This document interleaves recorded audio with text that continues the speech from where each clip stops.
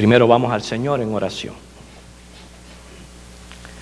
Gracias por tu presencia. Gracias por ser fiel en enviar tu palabra cada semana. Necesitamos nosotros, Señor. Necesitamos nosotros el poder centrarnos en ti, en lo que tú quieres hablarnos. Ayúdanos a apreciar el alimento espiritual que es de tanto bien para nuestras almas. A recibirlo todo, Señor, con una buena actitud, con buen carácter, porque reconocemos que estamos en imperfección, por tanto, necesitamos ayuda. Y tú nos ayudas por medio de tu palabra. Que el mensaje de hoy pueda ser entendido claramente, de manera tal que podamos aplicarlo en nuestras vidas. En Cristo lo pedimos. Amén. Dejamos un poco atrás la serie que estuvimos exponiendo acerca de la caída y sus efectos, para comenzar una nueva serie de mensajes, los cuales he llamado a esta serie Mensajes Originales del Génesis. Hoy vamos a comenzar tratando el culto que a Dios agrada. Sabemos, según Génesis, que Eva dio a luz 2 hijos, a quienes llamaron Caín y Abel. Eso aparece en Génesis capítulo 4. El capítulo bien pudiera titularse La primera rivalidad entre hermanos, el primer homicidio, el primer culto que registra la Biblia. Pero no se trata de un estudio del capítulo, sino de un sermón. Y vamos a enfocar lo que es el aspecto religioso, considerando el primer culto que registra la Biblia, y por eso hemos llamado a este mensaje el culto que a Dios agrada. En primer lugar, el propósito principal de todo ser humano, cuando hablo de propósito principal, es el sentir de la vida, no es otro que dar culto a Jehová, al único Dios verdadero, al creador de cielos y tierra, porque Él es nuestro hacedor. Quiero decirle, todas las demás cosas que nosotros hacemos son secundarias. Satanás quiso ser semejante al Altísimo. Su pretensión siempre ha sido ser adorado, o sea, recibir el culto de los hombres. Recordemos que él se atrevió inclusive a tentar al mismo Señor Jesucristo, diciéndole: te ofrezco los reinos y postrado me adoras. Por ende, existen dioses falsos, religiones falsas, cultos falsos, con un común denominador: Satanás escondido tras la idolatría. Porque el único a quien debemos adorar es a Dios.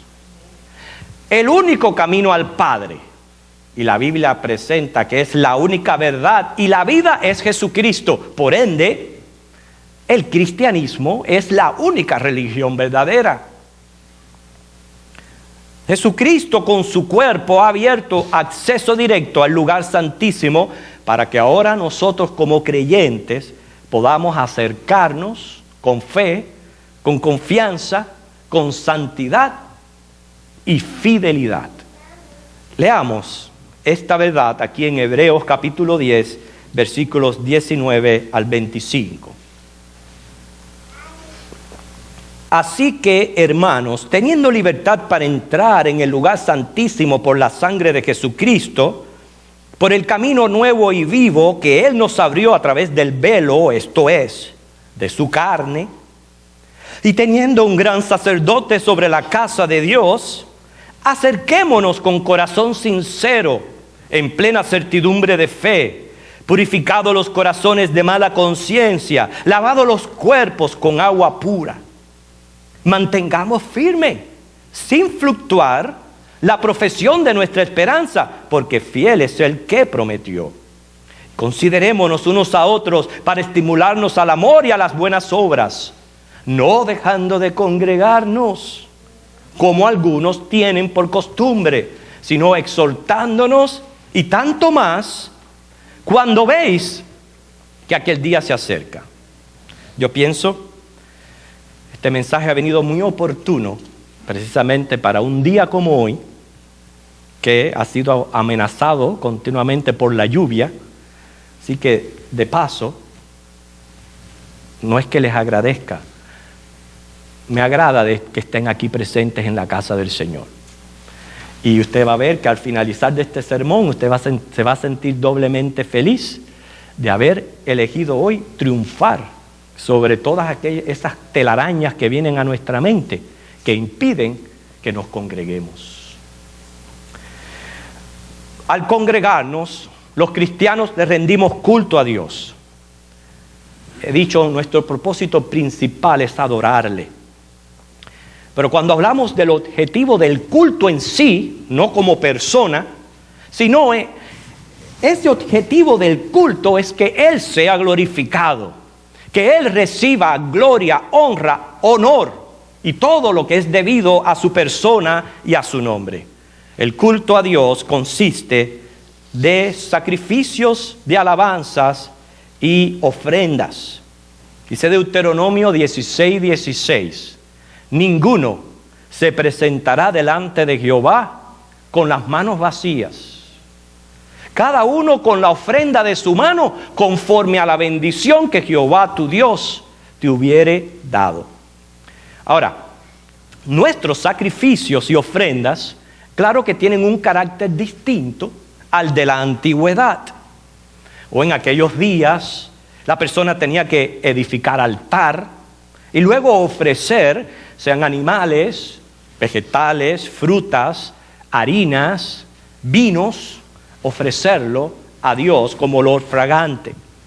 Pero una vez Cristo vino y se ofreció a sí mismo como sacrificio expiatorio, ya todas esas prácticas quedaron abolidas. Ahora, en Cristo, nosotros como creyentes, ¿qué ofrecemos? Noten que todavía sigue la idea de ofrecer. Pero ¿qué es lo que ofrecemos? A nosotros mismos. Ahora somos nosotros los que nos presentamos en culto a Dios. Me agradó que hoy, durante la escuela dominical, el hermano Carmelo abundó sobre 5 sacrificios espirituales que están definidos en el Nuevo Testamento para todo creyente. Yo le dije que le iba a tomar su nota y la iba a compartir con todos los demás que no estuvieron presentes en la escuela dominical. Y por ejemplo, uno de los sacrificios es hacer el bien, que está relativo aquí a Hebreos 10:24, dice que nos estimulemos al amor y a las buenas obras. El segundo, la ayuda mutua. Todo eso se encuentra en Hebreos 13:16. También Hebreos 13:15 presenta que sacrificios de alabanzas. Romanos 12:1, sacrificios de nosotros como cuerpo de Cristo. Filipenses 4:18, diezmos y ofrenda. Todo eso son nuestros sacrificios espirituales como creyente. Se trata de nosotros mismos, procurando el agrado de Dios. Bueno, vamos a nuestro texto. Vamos a Génesis 4. Y yo sé que es una historia muy popular, muy conocida. Han hecho películas ya de esta relación entre Abel y Caín. Todos más o menos sabemos lo que pasó, pero vamos a refrescar nuestra mente con la lectura del texto y luego atender a los comentarios pertinentes. Génesis 4, vamos a estar leyendo del 1 al 13.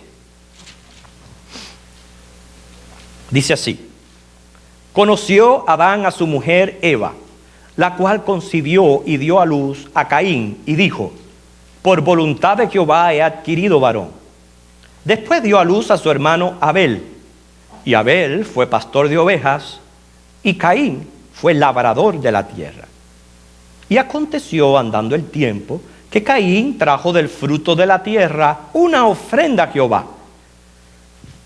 Y Abel trajo también de los primogénitos de sus ovejas, de lo más gordo de ellas.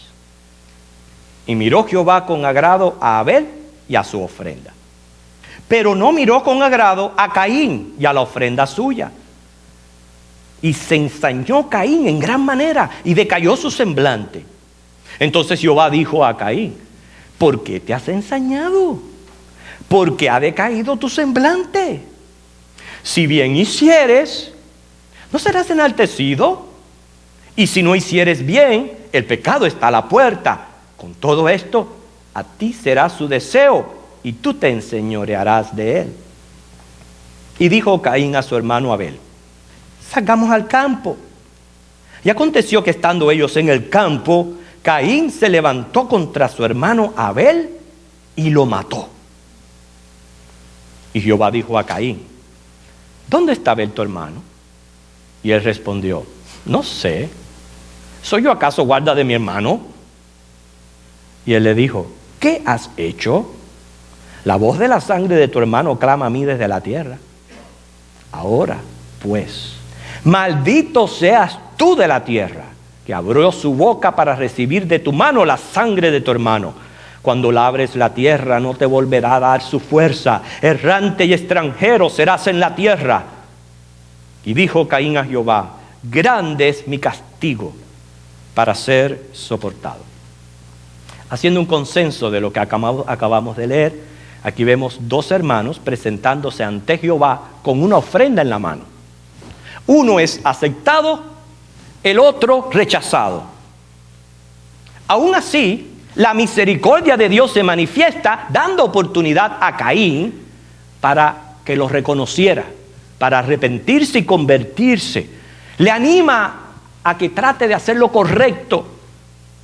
Sin embargo, este hermano hizo caso omiso al consejo divino, se dejó guiar por sus instintos humanos y malévolos, cometió el primer homicidio y contra su propio hermano en el nombre de la religión. Fíjense para que ustedes vean. Vemos aquí, Abel era pastor de ovejas, Caín un agricultor. Sus padres le enseñan el principio de ofrendar a Dios. Hermanos, es una responsabilidad de cada uno de nosotros como padres enseñar a nuestros hijos, inclusive desde muy pequeño, a que le den culto a Dios, a venir a la iglesia, a leer la Biblia, a orar y hasta ofrendar. Usted va a ver que cuando usted les enseña desde pequeño, cuando sean adultos, pues van a poder mantener una relación personal de comunión con su Creador. Es muy importante. Adán y Eva enseñaron a sus dos hijos este principio de rendirle culto a Dios y traer ofrendas. El relato menciona primero la ofrenda de Caín. Noten el versículo 3. Dice: Caín trajo del fruto de la tierra una ofrenda a Jehová. No se menciona cantidad ni calidad. No se sabe si fue una papa, una malanga, un mango, una guayaba. No se sabe qué fue lo que le trajo. Algo de la tierra, él le trajo a Jehová. Una ofrenda, es lo que dice el texto. Sin embargo, cuando menciona la ofrenda de Abel, sí dice de qué consistía. Era una oveja, pero no cualquier oveja. De las ovejas, la más gorda. La más gorda, o sea, se empeñó para escoger su ofrenda. ¿Por qué? Porque sabía que era para su Dios, para su Creador, para el dador de todo, y le trajo lo mejor. Como ustedes pueden ver aquí, no se trata tanto de venir y rendir un culto y traer una ofrenda. Se trata de la aceptación. Si la acepta, sí o no Dios. Cualquiera puede entrar por esas puertas y venir a la iglesia. La iglesia no le puede cerrar las puertas a nadie. Pero somos cada uno de nosotros que estamos aquí trayendo ¿qué? Fíjense que la Biblia no menciona la manera como Dios manifestó aquel agrado hacia la ofrenda de Abel y el menosprecio hacia la ofrenda de Caín. Pero lo que sí vemos es que en Caín había mezquindad. Porque a la hora de rendirle culto, trajo lo que le vino a la mano y ahí lo dio. Sin embargo, Abel se empeñó en dar lo mejor al Señor. La mezquindad de Caín lo delata como un hombre malvado porque su ofrenda era vana. Dios no veía con agrado su persona y por ello no veía con agrado su ofrenda. Sin embargo, Abel era un hombre piadoso. Lo reflejó en el tipo de ofrenda. El Señor Jesús en Mateo 23:35 lo llama justo, porque su corazón era recto para con Dios. Claro que al ser justo, santo, su ofrenda era también santa y fue recibida por el Señor. ¿Por qué? La santidad está muy ligada a la adoración. En estos días se hace mucho esmero en el tipo de adoración y de alabanza y no se están dando cuenta que lo que verdaderamente cuenta es la condición del corazón. Y ese fue nuestro versículo con que empezamos el culto hoy. Adorad a Jehová en la hermosura de la santidad. Salmo 29 del 1 al 2. Si dice, tributad, oh familia de los pueblos, alabanzas a Jehová, pero adorarlo, pero en la hermosura de la santidad. Ahí consiste si mi ofrenda a Dios es vana o no. Es aceptada o menospreciada. ¿Qué es lo que se esconde tras la ofrenda? El corazón. Lo mismo preguntamos hoy como adoradores que somos. Y yo estoy seguro que usted va a dar la respuesta correcta. ¿Qué es lo que nos mueve a nosotros a rendir culto a Dios? Y al venir traerle ofrenda. ¿Qué me mueve a prepararme cada semana para asistir al templo? Yo estoy contento, hermano, aquí hay personas, nunca faltan, nunca, todas las semanas están aquí. ¿Qué es lo que los mueve a eso? ¿Será la rutina? ¿Será porque ya es costumbre mía venir al templo los domingos? Quizás algún sentimiento social, quizás encontrarme con Abdulita o Abdulito. A lo mejor eso me mueve a venir al templo, quién sabe. ¿Es mi verdadera motivación el llegar aquí sabiendo que aquí está Dios y quiero tener comunión con Él? Porque Él lo promete, donde 2 o 3 se reúnen en su nombre, ahí Él manifiesta su presencia. Estamos hablando que ahora somos nosotros los que tenemos que presentarnos en sacrificio vivo como ofrenda agradable a Dios. Se trata de nosotros.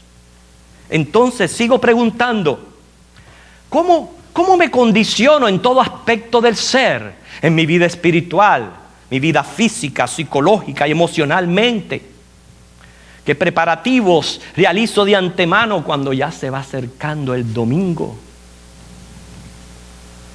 ¿Soy capaz de sacrificarme? Y yo no digo que se queme en una hoguera. No es lo que yo le pregunto. ¿Somos capaces de dejar algo porque sabemos que esto es más importante? ¿Somos capaces? ¿Somos capaces de ir más allá de mis fuerzas para congregarme? Como yo sé que hay algunos hermanos aquí que a pesar de su condición física, aquí están. ¿Somos capaces? Va tomando más o menos el sentido y el tono de lo que estamos hablando y comparándolo con la ofrenda de estos dos hermanos. Porque según ofrendamos, nos delatamos. Y ahora les voy a expresar un concepto. No sé si se ha inventado en lo que es teología. No sé, a lo mejor está inventado. Pero me vino a la mente preparando el mensaje. De que hay cristianos abelistas y otros caininistas. ¿Será posible? ¿Había escuchado usted eso antes? ¿Sí? ¿Qué me refiero con abelistas y caininistas? Significa, ¿me ofrezco mi ofrenda al estilo de Abel? ¿O la estoy ofreciendo? Porque Caín él ofreció ofrenda. ¿O la estoy ofreciendo al estilo de Caín? ¿Soy una persona antropocéntrica o soy una persona teocéntrica? ¿Qué significa eso?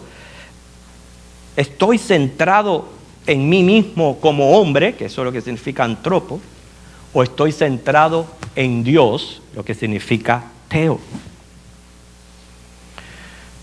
¿Qué es lo que pasa con mi vida? Quiero decirle, no se sienta mal. Parte del proceso de madurez espiritual de todo creyente es ir transformándose y pasando de un estado antropocéntrico a teocéntrico.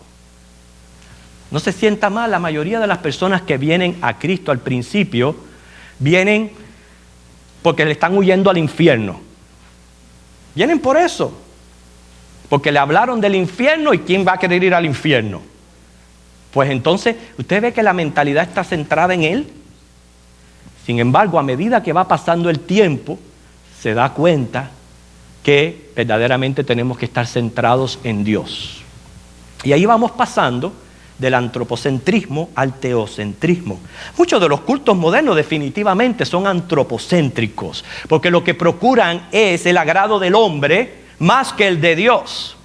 Usted escucha frases, a mi manera, no como me gusta, como si el culto a Dios se tratara de un helado y podemos escoger vainilla, fresa, chocolate. No, Señor.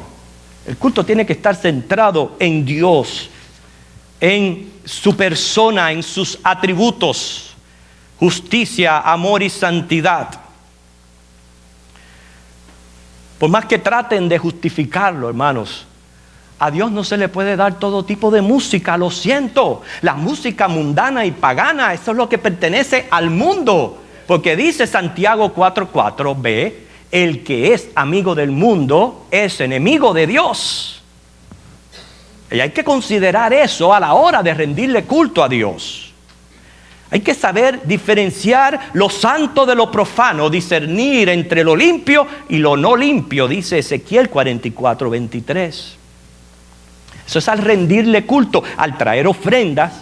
Tengo que hacerlo con gozo, con agrado, con gratitud, reconociendo en Dios el dador de toda gracia. Quiero decirle que Dios suple todas las necesidades del ser humano. En cuanto a las necesidades espirituales, dice el Salmo 107:9, sacia el alma menesterosa y llena de bien el alma hambrienta. En cuanto a necesidades físicas, dice el Salmo 104:13, del fruto de sus obras se sacia la tierra. Si hablamos de necesidades financieras, Primera de Samuel 2:7 dice que Jehová empobrece y enriquece. Y cuando hablamos de necesidades psicológicas, dice el Salmo 103 del 1 al 5, Él es quien rescata del hoyo tu vida. Así que en Dios lo tenemos todo. ¿Cómo vamos a ser mezquinos con Él? ¿Cómo vamos a presentarnos con las manos vacías? Vemos en Abel el ejemplo de un hombre que ofreció sacrificio y ofrenda a Dios con fe, centrado en Dios, en su gloria como objetivo final, teniendo como norma su voluntad y dando lo mejor de sí. Pero a diferencia, Caín procedió a dar culto, a traer ofrendas, pero resultó necio. ¿Qué se necesita para ser aceptado por Dios? Como base principal, lo primero es Jesucristo. Porque sin Jesucristo no hay aceptación para Dios. Todos nosotros estamos bajo su cobertura, bajo su gracia. Por su sacrificio es que somos aceptados por Dios. Por eso en Hebreo dice, ¿cómo vamos nosotros a desaprovechar esta oportunidad que tenemos? Teniendo el trono santo abierto, ¿cómo vamos a desaprovecharla nosotros y dejar de congregarnos o no purificar nuestros corazones y nuestras conciencias? Pero como base es Cristo. Sin Cristo no hay ofrenda para Dios, no hay aceptación. Lo primero es que hay que estar en Él, tenerle como Señor y Salvador. Pero también, hermano, nuestra parte es vivir en fe, vivir en amor, en santidad, en propósito, en entrega, en voluntad hacia mi Señor. Todo movido por la correcta motivación, centrado en mi Dios. Vemos cómo Dios sí le dio la oportunidad a Caín para arrepentirse, pero él le hizo caso omiso a Dios. Y se cumplió lo que la misma palabra le dijo. Si tú no haces caso, el pecado está a la puerta. Terminó siendo el homicida de su propio hermano. Concluyo. Aquí hay dos hermanos. Los dos ofrecen culto. Los dos traen una ofrenda. Sin embargo, una es aceptada, la otra rechazada. ¿Por qué? La ofrenda misma delata la interioridad de ambos. La misma ofrenda lo delata. El rechazado es amonestado y exhortado al arrepentimiento, pero por persistir en su condición, se dejó de llevar por la ira y terminó mal. Porque él mismo dice, grande es mi pecado, grande es mi castigo. Aquí encontramos varios principios que es conveniente resaltar y tener pendiente. Número 1, el principio de enseñarle a nuestros hijos a rendirle culto a Dios y a traerle ofrenda. Enséñale a ser diezmador. A veces a los niños les hacen regalos monetarios en los cumpleaños, etc. Enséñales de un principio. Recibiste tanto, recibiste un peso, dale 10 centavos al Señor. Enséñale desde chiquitico y usted va a ver. Otro principio de ofrendar a Dios. Pero no solamente ofrendarle, es el tercer principio que tenemos aquí, es darle lo mejor. Cuarto principio acerca de la realidad del posible efecto de un sentimiento descontrolado cuando una persona es iracundo. El quinto principio, lo que significa hacerle caso omiso al consejo de Dios. Por eso, como nuestro material de resolución, vamos a escoger a Abel. Yo creo que en él es el que tenemos que concentrarnos, no tanto en Caín, sino en el mismo Abel. Y aprender de este hombre que era piadoso, era justo, era sabio, amaba a Dios primariamente, como debe de ser, porque es un mandamiento según Mateo 22, 37 al 40. Lo amaba de manera tal que él pues fue al rebaño, revisó, pero revisó buscando la mejor, la más gorda, para dársela al Señor. Eso fue lo que hizo Abel. Excusando a los que genuinamente por necesidad tienen que trabajar los días de culto, excusando a ese grupo de personas, ¿qué hacen los abelistas modernos? ¿Qué hacen? Yo no le voy a decir lo que hacen los caininistas, yo solo lo dejo para que usted mismo lo deduzca. Yo le voy a decir lo que hacen los abelistas. Primera, reconocen que a Dios hay que rendirle culto, y un culto que les sea de agrado. 2, reconocen que el día domingo, primer día de la semana, es el día del Señor. 3, se consagran fielmente. Fielmente, los abelistas tiene que ser algo catastrófico, a una magnitud tan grande que no les permite estar en el templo. Esos son los abelistas. porque de lo contrario, presente, aquí están. Se consagran fielmente cada domingo para adorar, alabar, invocar a Dios, para celebrar la resurrección de Cristo, el descenso del Espíritu Santo, participar de la Santa Cena. Esto es guardar el cuarto mandamiento, porque dice, acuérdate del día de reposo para santificarlo, Éxodo 28. El abelista consagra, separa, santifica y descansa este día, lo dedica para adorar y celebrar a su Señor. Él es nuestro reposo. Llegan al templo temprano, participan de la escuela dominical porque les interesa crecer en el conocimiento de la palabra. Cuando comienza el culto, ahí están presentes para cantar la doxología. Mira qué interesante, hay personas que pueden estar aquí y cuando empiecen el culto, estar taca, taca, taca, taca allá afuera. Y aquí se está invocando al Dios Todopoderoso 3 veces santo y ellos taca, taca, taca allá afuera. ¿Para qué se invoca a Dios y para qué se canta una doxología al Dios Trino? ¿Cómo usted no va a participar de eso? Los abelistas participan. Durante el proceso del culto está atento, activo, interesado, centrado en el canto, en la oración, en la lectura de la Biblia, en el sermón. Trae su diezmo y ofrenda, se presta para servir. Hermanos, como Dios hizo con Caín, el Señor quiere amorosamente hacer en razón. Aquí no estamos adorando a cualquier Dios.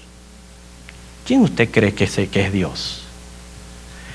Ayer me asombró muchísimo en unos videos que nuestra hermana Gilis me prestó. Uno de los detalles que pude ver es cómo en África tienen una mezquita inmensa de grande, son varios pisos hacia arriba, hecha de arena y de cal.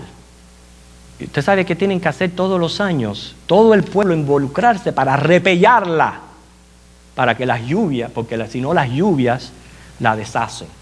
Y usted ve a todas aquellas personas encaramadas como puedan, repellando todo aquello, y todo el pueblo involucrado, el que no trae arcilla o arena, lo que sea, está repellando, está trabajando, y todos tratando de preservar su mequita.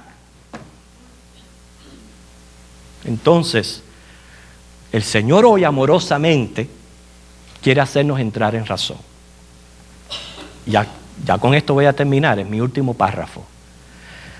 Somos cristianos, somos hijos de Dios, salvos por gracia, herederos del reino de los cielos, amados por Dios, consolados y guiados aquí en la tierra mientras esperamos por las promesas. Eso es lo que somos.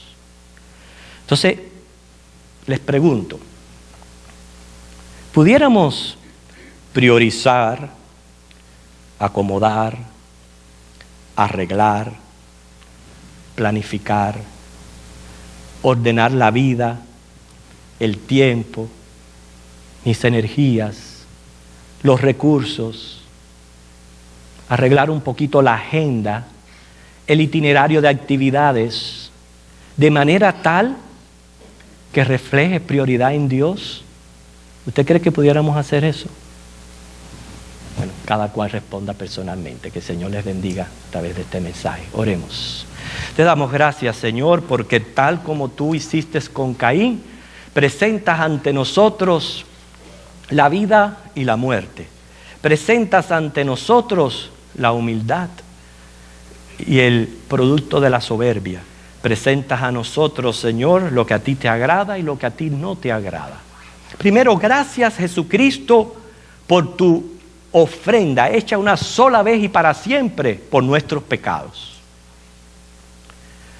Pero ahora nos corresponde a nosotros presentarnos ante ti en sacrificio vivo, santo y agradable. Ayúdanos a hacer esto que hemos planteado, a arreglar y ordenar mi vida de manera tal que tú tengas la prioridad en mi agenda y en mi itinerario, para que cuando yo me acerque a este lugar y traiga mi ofrenda, no sea una ofrenda del necio, una ofrenda vana, una ofrenda rechazada, sino que sea de olor fragante a ti, mi Dios, mi Señor y mi Salvador. En Cristo, amén.